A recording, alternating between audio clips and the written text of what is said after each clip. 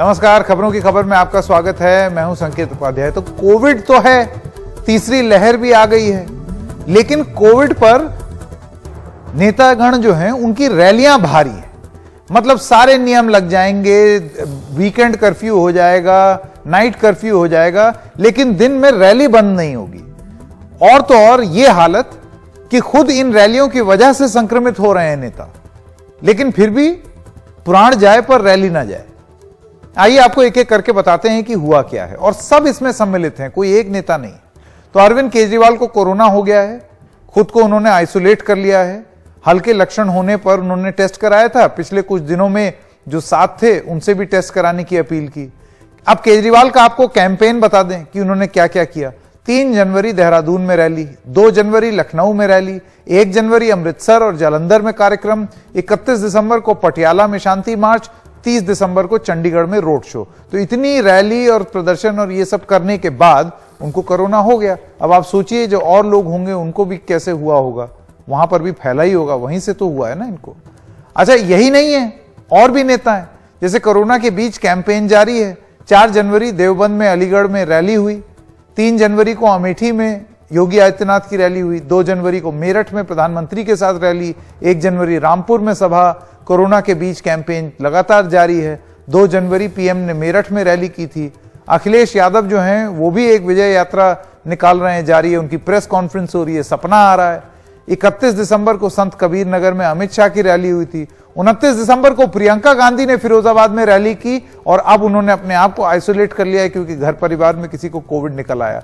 तो खुद भी हो रहा है, खुद भी आइसोलेट हो रहे हैं, लेकिन रैलियां बंद नहीं होंगी। अच्छा, इस पर चुनाव आयोग जो है उसने भी अभी तक कोई स्पष्ट नीति नहीं निकाली है। मीटिंग जरूर हुई। चुनाव आयोग का यह कहना है कि अभी जब आचार संहिता ही नहीं आई है तो हम किस अधिकार से रैली बंद कर दें। जिस राज्य में हो रहा है उस राज्य की पुलिस करे, लेकिन जब राज्य के मुखिया ही रैली कर रहे होंगे तो फिर किस मुंह से राज्य कोविड प्रोटोकॉल लागू करेगी। अब सभी रैलियों में समानता है। मंच पर बिना मास्क के ज्यादातर नेता दिखते हैं, बिना मास्क के समर्थकों की भीड़ दिखती है। सोशल डिस्टेंसिंग का नामो निशान नहीं है। कोरोना से जुड़े किसी नियम का पालन नहीं होता, और ओमिक्रॉन से बढ़ते मामलों के बीच यह बहुत बड़ी लापरवाही जो है वो लगातार और निरंतर जारी है। तो जो बड़ा सवाल है आज जो हम इस कार्यक्रम में पूछ रहे हैं, अरविंद केजरीवाल को कोविड हुआ है, कल तक वो प्रचार कर रहे थे, बाकी नेताओं का भी कैंपेन जारी है, क्या कोविड पर रैली भारी है? ये बड़ा सवाल है। मैं स्वागत करना चाहता हूं हमारे आज मेहमानों का। Sir Jain, additional solicitor general of India और बीजेपी के वरिष्ठ नेता। हमारे साथ विंग कमांडर अनुमा आचार्य भी हैं, प्रवक्ता कांग्रेस पार्टी, और कुलदीप कुमार, प्रवक्ता आम आदमी पार्टी। आप सब लोगों का बहुत बहुत धन्यवाद। जैन साहब, पहले मैं आपसे शुरू करना चाहता हूं। देखिए, चुनाव आयोग का यह कहना कि अभी तो आचार संहिता लगी नहीं है तो हम क्या करें, उसके बाद राज्यों का यह कहना है कि भाई चुनाव है, हम क्या करें। तो फिर लोगों से ही ये क्यों उम्मीद है कि लोग माने? जब राजनीतिक दल जिनको पॉलिटिकल विल दिखानी है वो खुद नहीं मानेंगे, तो उसके बाद आप लोगों से कैसे उम्मीद करेंगे? देखिए, जो बात आपने कही है उसमें कोई भी असत्य नहीं है, कोई भी उन तथ्यों को विपरीत नहीं कर सकता है। ये बहुत ही दुर्भाग्य की बात है कि कोरोना की 3rd वेव भी आ रही है, तेजी से आ रही है। मेरे यहाँ चंडीगढ़ में 10 दिन पहले 6 केस थे, कल 98 हुए, आज 128 हो गए, और यही स्थिति सारे देश की। और ये भी एक अजीब संयोग है कि जहां 3rd वेव आ रही है, और वो 3rd वेव जो 5 राज्यों के चुनाव हैं बिल्कुल उसी समय आई है। और 5 राज्यों के चुनाव ऐसे राज्य हैं जहां पर सभी प्रमुख पार्टियां चुनाव लड़ रही हैं। भारतीय जनता पार्टी, समाजवादी पार्टी, आम आदमी पार्टी, पंजाब में अकाली दल, कहीं कोई पार्टी, कहीं कोई पार्टी। मैं समझता हूं कि ये जो कोरोना का खतरा है ये सबके लिए है। कोरोना कोई पूछकर नहीं आता कि मैं इस पार्टी के लिए आऊंगा, उस पार्टी के लिए नहीं आऊंगा। जिन लोगों को हुआ है वो भी अलग अलग पार्टियों की। जहां चुनाव में रैली भी आवश्यक है, वहां प्रिकॉशन लेनी जो कोरोना की है वो भी उतनी ही अधिक आवश्यक है। मैं समझता हूं कि इलेक्शन कमीशन सिर्फ इतनी बात कह के कि अभी क्योंकि अभी कोड ऑफ कंडक्ट लागू नहीं हुआ है इसलिए वो कुछ नहीं कर सकते, अपनी जिम्मेवारी से नहीं बच सकता।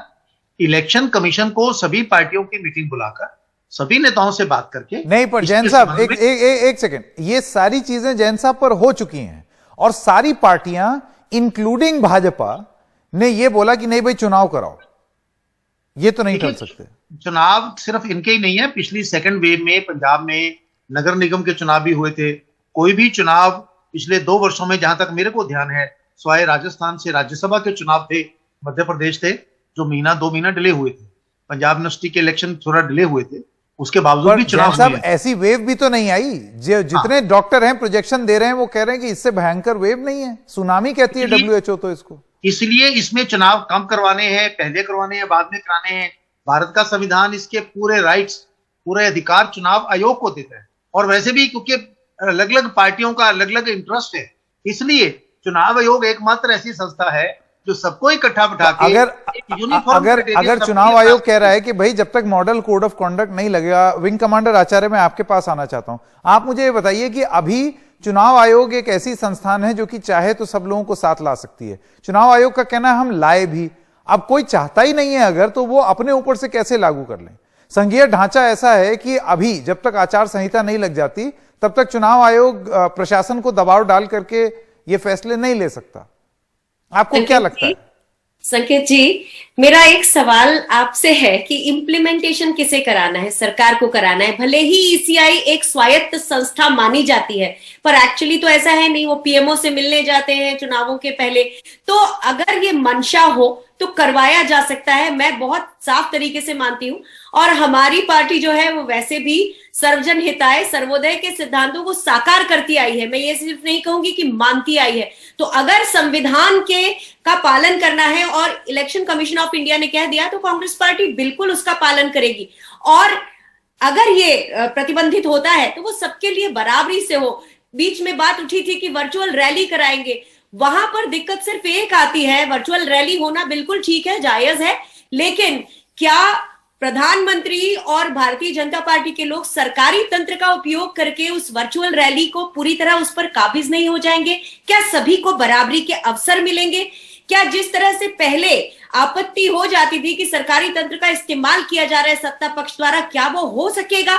तो इस पूरी कहानी में कहीं ना कहीं अगर हम उसको समाधान निकालना है तो इलेक्शन कमीशन को ही निकालना पड़ेगा। और दूसरी चीज, जो वैक्सीन लग रही हैं उनकी स्पीड बहुत धीमी है। अगर वो लग जाए तो लोगों को एक तरह से प्रिकॉशन। कुलदीप कुमार जी, इससे पहले कि मैं आपके पास आऊं, कू ऐप पर भी कुछ सवाल पूछे गए हैं। AJ बैश्य जो हैं वो सवाल पूछ रहे हैं और उनका सवाल है, जब दिल्ली सरकार ने दिल्ली में येलो अलर्ट जारी किया है तो फिर CM केजरीवाल चुनावी रैलियों और बैठकों में क्यों शामिल हो रहे हैं? रोहन लिखते हैं, अगर चीफ मिनिस्टर कोविड प्रोटोकॉल को लेकर गंभीर नहीं है तो जनता कैसे समझेगी? कुलदीप कुमार, आप कैसे जवाब देंगे इन दोनों सवालों का? औरों पर दोष मढ़ना तो एक बात हुई, लेकिन क्या है यहां पर सब वही कर रहे हैं। तो अगर आप अपनी पार्टी से संबंधित अगर इन सवालों का जवाब दें तो ज्यादा बेहतर होगा, बजाय इसके कि दूसरे को आईना दिखाएं। संकेत भाई, पहली बात तो ये कि आम आदमी पार्टी दिल्ली के अलावा भी और राज्यों में चुनाव लड़ रही है और अरविंद केजरीवाल जी आम आदमी पार्टी के राष्ट्रीय संयोजक हैं और राष्ट्रीय संयोजक होने के नाते उन्हें अन्य राज्यों में जहां चुनाव है वहां चुनाव की रैलियों में जाना पड़ता है। पहली बात ये। दूसरी बात ये कि दिल्ली में हमने कोविड प्रोटोकॉल लागू किए हैं, येलो अलर्ट लागू किया है, क्योंकि दिल्ली एक तरह से यहाँ पे सारी फ्लाइट्स चाहे देश से हो चाहे विदेश से हो, दिल्ली सब लोग दिल्ली आते हैं, दिल्ली से ट्रैवल करते हैं। मैं आपसे एक सवाल पूछूं कुलदीप जी, देखिए ये फ्लाइट वाली बात आप पहले भी कह चुके हैं। मैं आपसे एक सवाल पूछूं, यही रैलियां दिल्ली में हो रही होती तो फिर कैसे आप येलो ग्रीन रेड ये सब क्या प्रोटोकॉल आप लागू करते? देखिए, अगर वो उस समय की बात है, दिल्ली सरकार उस पर क्या फैसला लेती उन्हें रोकने के लिए, वो चुनाव होता उस समय क्या लेती। और दूसरी बात यह कि मैं दिल्ली के मुख्यमंत्री का धन्यवाद भी करता हूं कि उन्होंने दिल्ली के अंदर केवल येलो लागू नहीं किया, उसके साथ साथ 100% लोगों को फर्स्ट डोज से वैक्सीनेट करने का काम किया। 75% लोगों को सेकेंड डोज लग चुकी है दिल्ली के अंदर। तो दिल्ली के अंदर दिल्ली सरकार ने नहीं मामले देखिए, लेकिन मैं फिर वो कह रहा हूं, आज आप जो दिल्ली में देख रहे हैं, जो भी केसेस दिल्ली में, भाई मेरा तो एक सीधा प्रश्न है, आए हैं मेरा तो सीधा, कुलदीप जी एक सेकंड, इससे पहले कि हमने ये किया वो किया, यही सब दावे जो हैं वो दूसरी लहर से पहले भी किए जा रहे थे और फिर क्या हुआ वो भी सबने देखा है।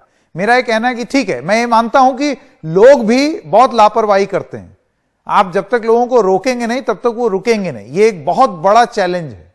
लेकिन लीड बाय एग्जाम्पल करिए ना जैन साहब। अगर नेता जब देखेंगे लोग कि जो राजा है वही नहीं पालन कर रहा है तो फिर प्रजा क्यों करेगी पालन? देखिए, ये जो आपने बात कही शुरू में चुनाव अगले महीने फरवरी मार्च में होने वाले हैं। और फिर वही बात होती है कि एक रैली हुई, उसके काउंटर दूसरी रैली हुई, सभी पार्टियां कर रही हैं। अरविंद केजरीवाल जी, बहुत दुख की बात है कि कोरोना पॉजिटिव पाए गए हैं और वो 2 दिन पहले चंडीगढ़ में एक बहुत विशाल रोड शो करके गए हैं। आज हम सारे लोग चिंतित हैं कि कहीं और किसी को भी वो ना हुआ हो। उनकी जल्दी, ये तो साक्षात सुपर स्प्रेडर इवेंट है। मैं यही कह रहा हूं, मैं कह रहा हूं कि इस संबंध में, क्योंकि अगर जब तक एक पार्टी रोकेगी, दूसरी पार्टी 2 रैलियां करेगी, तो उसके कार्यकर्ता उसकी जान खाएंगे।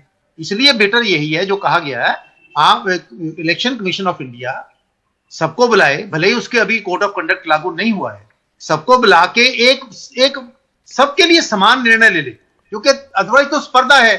और मान लो आम आदमी पार्टी की रैली होती है तो बीजेपी या अकाली दल या कांग्रेस के कार्यकर्ता उनके नेताओं को बोलते हैं कि क्या कोरोना हमारे लिए, उनके लिए नहीं है। बीजेपी की रैली होती है, आम आदमी पार्टी के नेता, कांग्रेस के वर्कर उनकी जान खाते हैं जाके।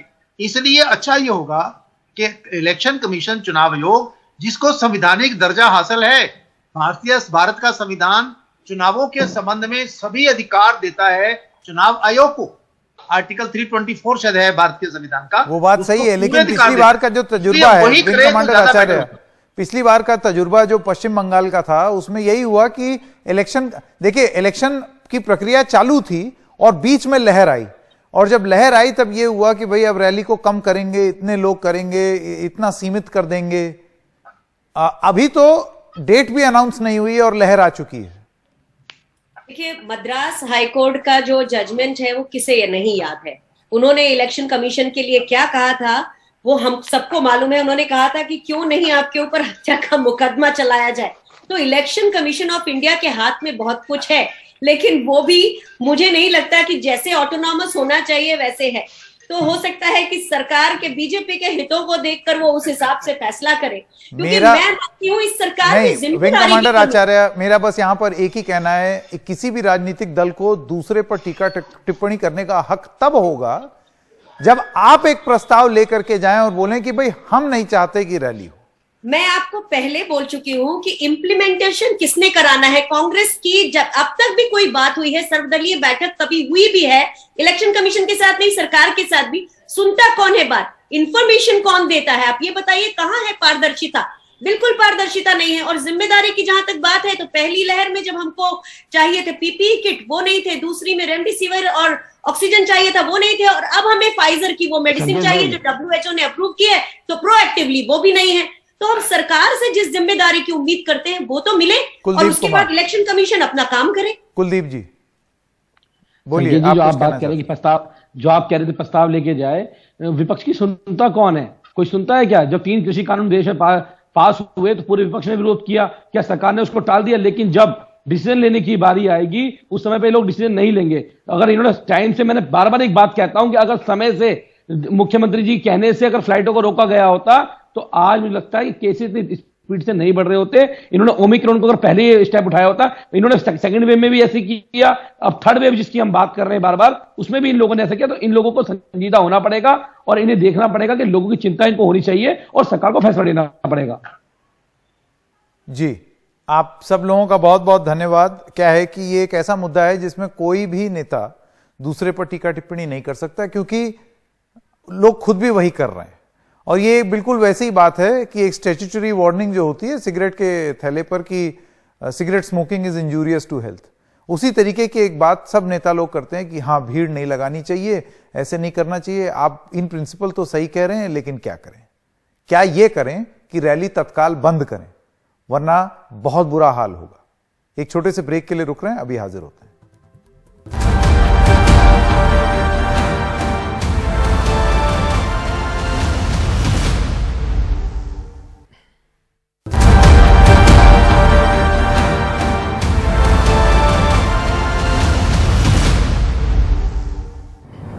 जब आपका कैप्टन विरोधियों के हाथ की कठपुतली बन जाए, जब वो अपनी जान बचाने के लिए, जैकरंडा ट्रस्ट से बचने के लिए, ईडी से बचने के लिए कांग्रेस को बेचे, पंजाब को बेचे, धंधा करने के लिए अपने विरोधियों, अपने दुश्मनों के साथ हाथ मिला के 75-25 खेले, तो फिर वो कैप्टन नहीं है, गद्दार है, बाउंसर उसके पल्ले ही नहीं है, चला हुआ कारतूस आदमी है। फोका पटाखा है, पटास खत्म। नवजोत सिंह सिद्धू ने सत्ता छोड़ी, किसी ने सरपंची छोड़ी हो बताओ? सिद्धू जब बीजेपी को छोड़ के गया 6 साल की राज्यसभा छोड़ी, एक बंदा बताओ? घर का बेधी तो लंका ढा गया। कैप्टन के पल्ले कुछ नहीं है, कैप्टन का किरदार खत्म हो गया। कैप्टन एक बिका हुआ आदमी लगता है आज। सिद्धू ने अपनों के खिलाफ कभी भी एक शब्द नहीं बोला। अगर कोई मेरा नाम बोल के हेडलाइन बनानी चाहे बनाए। बीजेपी ने एक फरमान जारी किया है, ठीक है, एक ऑफिस उन्होंने खोला है जलंधर में। तो उन्होंने कहा है कि या तो करेंगे अंदर ईडी से, या आ जाओ हमारे ऑफिस जलंधर, अंदर या जलंधर। तो जिनको कहते हैं ना जलंधर कि तेरे ऊपर 2000 का वो है, फिर उससे कहते हैं बोल सिद्धू के खिलाफ। नहीं जीतना इन लोगों ने रंग में भंग डालनी है। जैसे बादल समंदर में से पानी लेता है मनोरंजन भारती साहब, और फिर धरती पे बरसा के नदियों द्वारा 3-4 गुना उसे वापस करता है। तो वही हमारी डेमोक्रेसी का प्रिंसिपल है। अगर नवजोत सिंह सिद्धू कोई घपला वपला किया होता तो ईडी ठोक देती। ये बात मैं भी मानता हूँ कि कोई अरे सर साहब, आप ईमानदार हो, ये बात सब जानते तो फिर इसीलिए तो नवजोत सिंह सिद्धू बोलता है और कुंडा खोलता है, पोल भी खोलता है। पंजाब के लोग तय करेंगे कि धरती पुत्र कौन होगा। ये धरती, पंजाब की धरती, इस 25 साल के जुल्म के बाद इतनी सयानी हो गई है कि अपना वारिस खुद चुनेगी, हाईकमान तय करेगी। मैं प्रियंका गांधी और राहुल गांधी इन दोनों का सिपाही हूं और सारी उम्र रहूंगा। ये मुझे पता है। हाँ, सारी उम्र रहूंगा, अनकंडीशनली रहूंगा, लेकिन मैं पंजाब के साथ द्रोह नहीं करूंगा। सुरखरू होता है इंसान फतेह आने के बाद, रंग लाती है हिना पत्थर पे घिस जाने के बाद। और राहुल गांधी, मैं आपको लिख के देता हूं, खरा सोना है 24 कैरेट। प्रियंका जी, आग में भी डालोगे काले नहीं होंगे और चमकेंगे और दमकेंगे, कुंदन बनेंगे।